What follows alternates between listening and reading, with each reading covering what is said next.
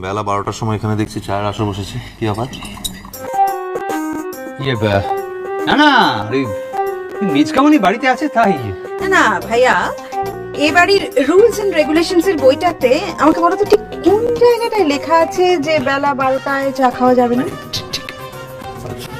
তা রান্না বান্না কিছু হয়েছে নাকি বাইরে খেতে হবে? না না, বাইরে কেন খেতে হবে? তোর খাবার মতো রান্না তো ওকে হয়ে গেছে। তাহলে দয়া করে দিয়ে দিলে ভালো হয়, আমার তো আর ছুটি নেই। না চল, হবে। আমি আমি তো চল চল। সকল কিছু পণ্ডটা করে দিল। কি কিছু বললে? আলা কিচ্ছু বলিলাই তো। আচ্ছা, জেঠুমনি কোথায়? জেঠুমনিকে দেখছি না যে। আরে তাই তো। আরে বাবা, সেই যে ইলেকট্রিকে বিল দিতে যাচ্ছি বলে বেরোলো, 10টার সময় গেল, এখনো তো ফেরার নামগন্ধ নেই। দিত জেঠুমনি বিল দিতে গেছে?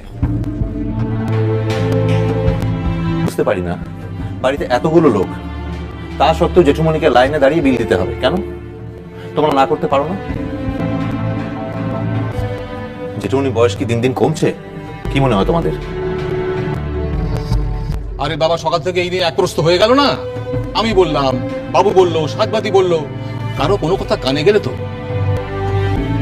তার নাকি ওখানে গেলে লোকের সঙ্গে দেখা সাক্ষাৎ হয়, কথাবার্তা হয়, তার মন ভালো লাগে। জেঠিমনি, তুমি কি করছিলে? তুমি বারণ করতে পারো না? সেই তো দিদি ভাই, তুমিও তো দেখে কিছু বললে না, কেন বললে না গো? ও মা, সবাই তো বারণ করলো, তো শুনলো নাকি? আমি বললে শুনবে, কি যে বলিস না তুই। ও মা, প্রতিবাদ তো বাবা এই নিয়ে চেঁচিয়ে বাড়ি মাথায় করে দাও। তাহলে তুমি কি চুপ করে থাকো নাকি গো? কোনোদিনও না শুনি যে জেঠুমনিকে বিল দিতে পাঠানো হয়েছে। ইষ্টি কুটুম সোম থেকে রবি প্রতিদিন দুপুর 2টোয় স্টার জলসায়।